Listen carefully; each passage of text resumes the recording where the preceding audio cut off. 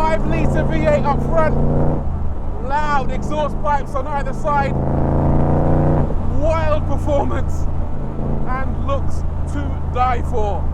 This thing is an absolute classic, an icon, a pure American legend.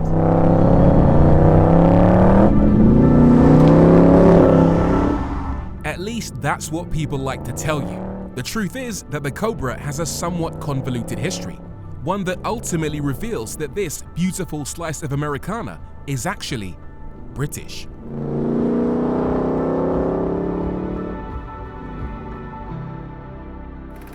Sounds weird, right? But it's true. And I'm not just talking about the fact that it's a right-hand drive car or the fact that it's available from a UK dealership with a warranty, Clive Sutton, link down below. What I'm saying is that this American icon is a lot like this lot. It might seem American, but is it really? Fried chicken. You would bet your house on this being invented in America, wouldn't you?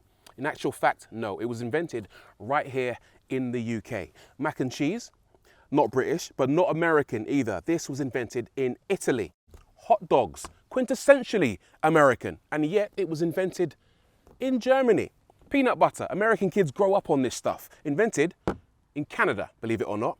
And apple pie, you might think this one's a mistake being in this list. There's even a saying, as American as apple pie, but no, apple pie was invented in England. And the same goes for the Shelby Cobra. This thing ain't American, it's originally from the UK.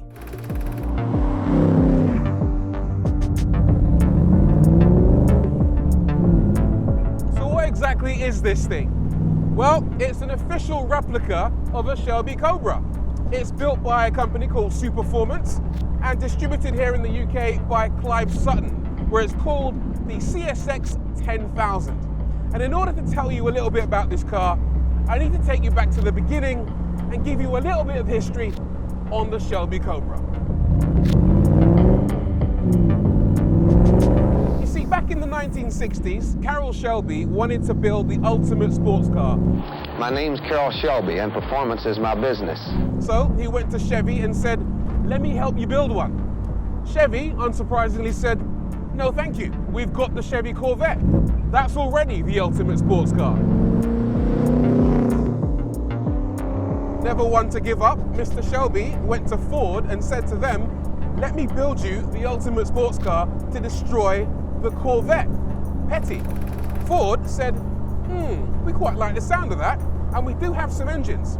But there was no escaping the fact that Mr. Shelby didn't have any bodies to go with them. Luckily for Mr. Shelby, he became aware of a British car company, AC Motors, who built a beautiful little car called the AC Ace. And as fate would have it, AC had lost their engine supplier. So Shelby got in touch and said, "I heard you got a bunch of bodies, but no engines. Guess who's got engines? This guy. Give me a couple of bodies, I'll throw in a new engine and build the baddest sports car you've ever seen." AC agreed. Ford agreed. The engines were shipped over to England, and Shelby built 2 prototypes right here in the UK. The Ford V8 and the lightweight AC3 body were a match made in heaven. On their first test run at Silverstone in the UK, the car managed 150 miles an hour on the straights. Pretty much unheard of back in those days. Shelby was over the moon. He shipped the 2 prototypes back to the USA, showed Ford the footage and the data, and said, "We have a winner." Ford were all over it. They gave the green light, signed the contract, and the Shelby Cobra was born.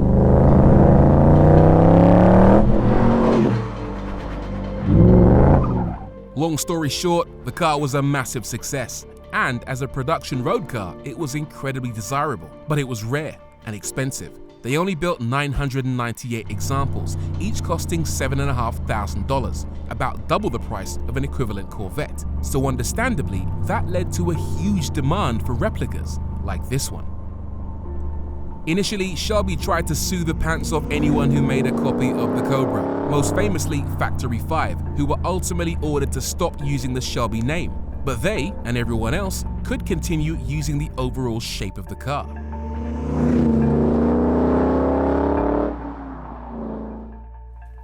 including Superformance, an American car company that specializes in creating replicas like this Superformance Mark III, aka the Clive Sutton CSX10000. Now, this thing ain't real. If you want a real one, it will cost you millions of pounds. You can find this car as well as hundreds of thousands of others available to buy and lease on Auto Trader today. But interestingly, it's the only replica that's authorized, endorsed and licensed by Carroll Shelby himself.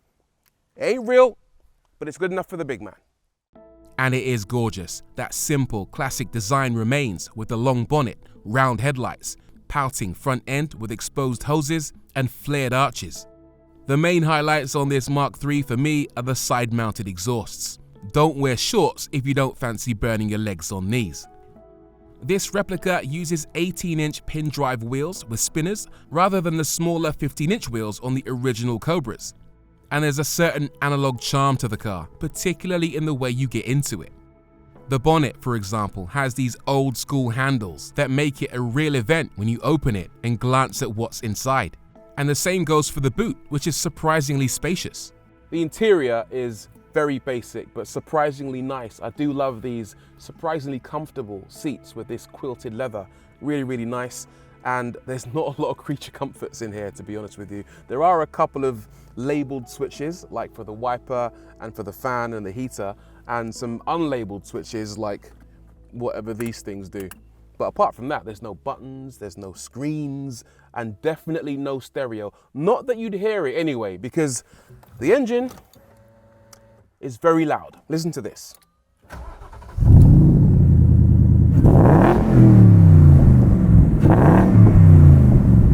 Yeah.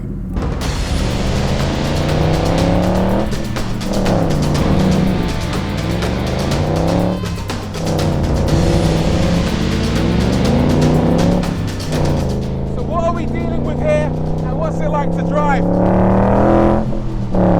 Well, under the bonnet is a 5-litre naturally aspirated V8. It's the Coyote engine from the Ford Mustang. That's an engine I am very familiar with, and I approve 100%. This thing goes like the clappers. Woo!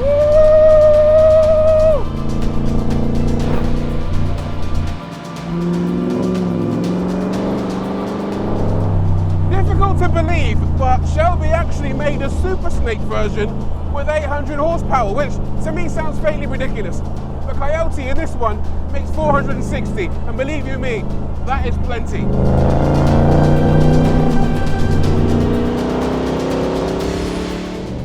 The car is so light, it only weighs 1,120 kilograms, so it's got a power to weight ratio of 410 horsepower per ton.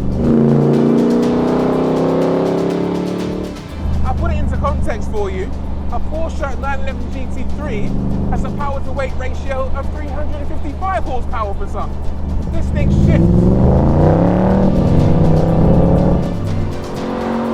0 to 60 is done in about 4.5 seconds. As for the top speed, I don't actually know, and I don't particularly want to find out, for a few reasons. Firstly, because it's loud. It's probably too loud, to be honest with you, and it's not what you think. The first problem is the fact that it's totally convertible. It's open top, you've got a flimsy little windscreen and these flaps at the side that just seem to stir out vortices in the car, so there's so much wind buffeting. It's difficult to hear yourself think. And then there's that. The 5-litre V8 is ridiculously loud. I mean, stupidly. I'm not gonna lie to you. I came to our filming location today wearing ear defenders because it was just so loud. The other day, I left my house and my other half said she could hear me for a good 5 minutes after I'd left. And the maddest part is this isn't even Clive Sutton's loudest car. Woo! As for the gearbox, it's a 6-speed Tremec out of a Mustang. This actual shifter was taken from an old school Mustang. In that car, it was angled entirely the opposite way because the gearbox was mounted further forward. But by borrowing this stick and putting it in the Cobra, Shelby needed to turn the thing the wrong way in order for people to actually be able to use the thing. So that's why it looks funny. The actual action of the gearbox isn't the slickest, but it gets the job done. And there is a certain charm rowing up and down the box. It's a lot of fun.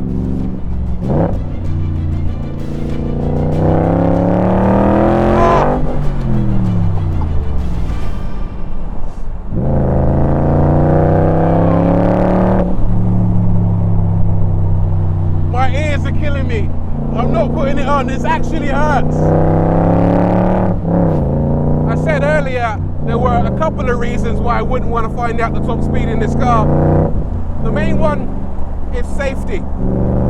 This car does not have any modern safety system, so there's no anti-lock brakes. You will lock up, especially in the wet. There's no stability control, there's no traction control. You are effectively on your own in this car.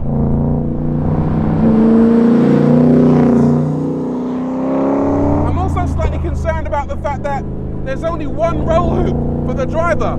Passenger be damned.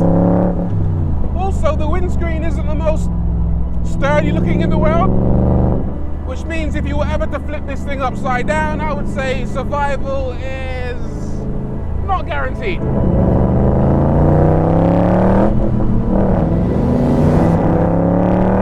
I do love it though.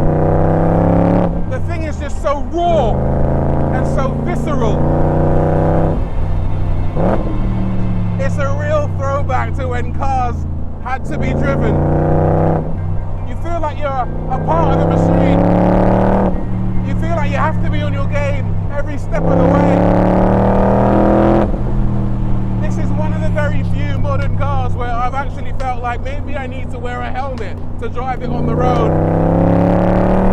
Because there is always that fear in the back of your mind, but that fear is what makes you feel alive. Oh yes. The steering is really light. The throttle response is instant.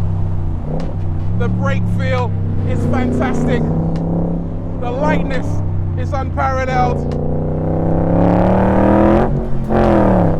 And it is just a brute, a beast, a thug.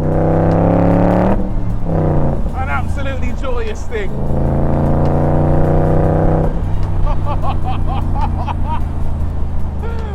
Wow. Wow, wow, wow. There are plenty of negatives, of course. The price, £200,000, is a lot to spend on what is essentially a toy. And it's not a toy you can drive on a daily basis, simply because it's very punishing. The vibrations, the noise, the awkward seating position, and the likelihood of burning yourself on these side exhausts is very real. There's also the fact the car doesn't have any windows or a roof. It does come with a tonneau cover, but fitting it, particularly when it's about to rain, is extremely stressful. Keep an umbrella in the boot, prepare for the worst, and make sure you have a garage for it overnight.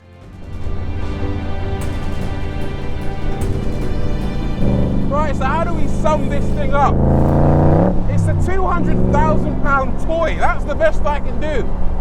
It's pretty much unusable most of the time, especially in the UK where it will rain. It's hard to drive. It's pretty inhospitable at times. It's too loud. It doesn't have enough mod cons. And yet I still absolutely adore the thing. It is dripping in charm. A true American icon that's also very much the best of British.